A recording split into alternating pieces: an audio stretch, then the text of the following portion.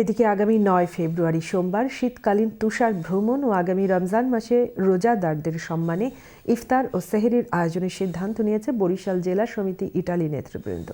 Italy থেকে আমাদের প্রতিনিধি মিনহাজ হোসেনের আরও একটি রিপোর্ট।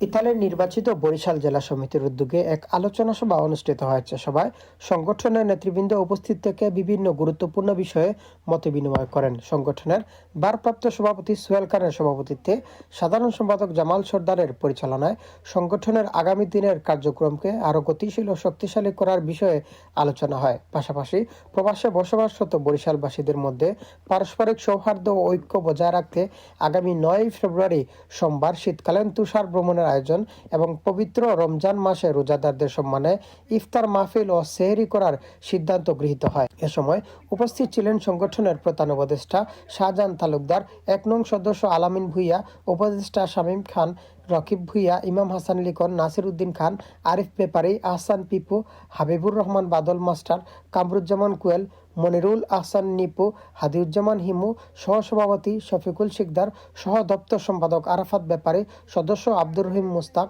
হাজি সুইট, শাওন আহমেদ সহ সংগঠনের অন্যান্য সদস্য। নেতৃবৃন্দরা বলেন, প্রবাস থেকেও দেশের মানুষের কল্যাণে কাজ করা এবং বরিশালের সামাজিক ও সাংস্কৃতিক ঐতিহ্য ধরে রাখাই এই সংগঠনের মূল লক্ষ্য। ভবিষ্যতেও বাংলাদেশের বিভিন্ন জাতীয় দিবস সহ এ ধরনের কার্যক্রম আরও নিয়মিতভাবে আয়োজন করা হবে বলে আশাবাদ ব্যক্ত করেন। ইতালি থেকে Minhaj Hossain, channel S news.